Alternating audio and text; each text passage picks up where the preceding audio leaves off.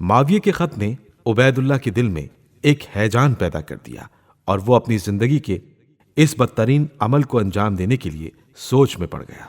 معاویہ کی فوج کا سردار بننے اور رقم کے تصور نے اس کی آنکھوں کو اندھا کر دیا۔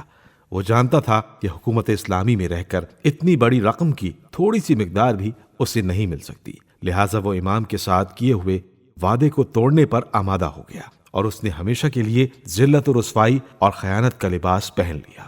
آخرکار وہ رات کی تاریکی میں 8,000 سپاہیوں کے ساتھ لشکر امام سے نکل کر لشکر معاویہ میں شامل ہو گیا۔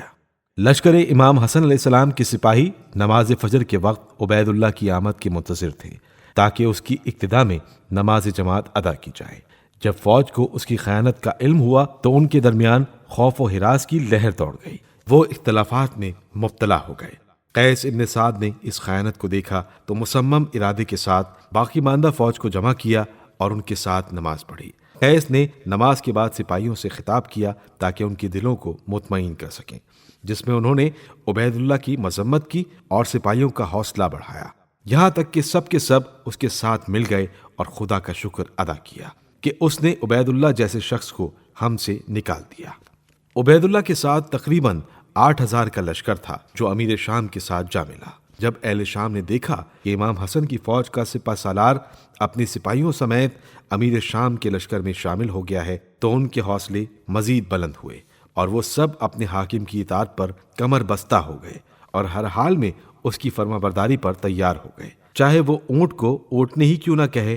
ان تمام حالات کے پیش نظر مصلحت کا تقاضا یہی تھا کہ آپ علیہ السلام امیر شام کے صلح کے پیغام کو قبول کر لیں۔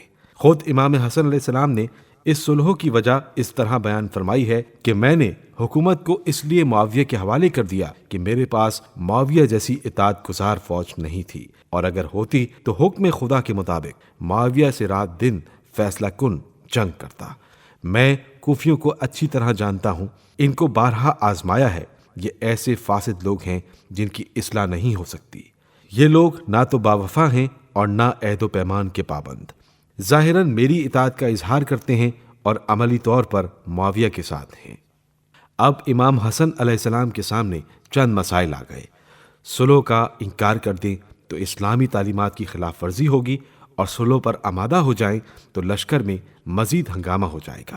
چنانچہ آپ علیہ السلام نے مسئلے کو ساتھیوں کے سامنے رکھتے ہوئے فرمایا کہ اب بھی جہاد کے لیے آمادہ ہو تو میں اتمام حجت کے لیے جہاد کرنے پر تیار ہوں، لیکن اگر تم لوگ زندگی چاہتے ہو تو میں کس کے ساتھ جہاد کروں گا؟ امام علیہ السلام کے لشکر کے اکثر سپاہیوں نے البقاء البقاء کا نعرہ بلند کرتے ہوئے جنگ کی مخالفت کی اور صلح پر اصرار کرنے لگے۔ آپ علیہ السلام نے دیکھ لیا کہ میرے بارے میں جد بزرگوار رسول اکرم صلی اللہ علیہ وآلہ وسلم نے جس صلح کا ذکر فرمایا ہے اس کا وقت آ گیا ہے، چنانچہ آپ علیہ السلام صلح پر آمادہ ہو گئے۔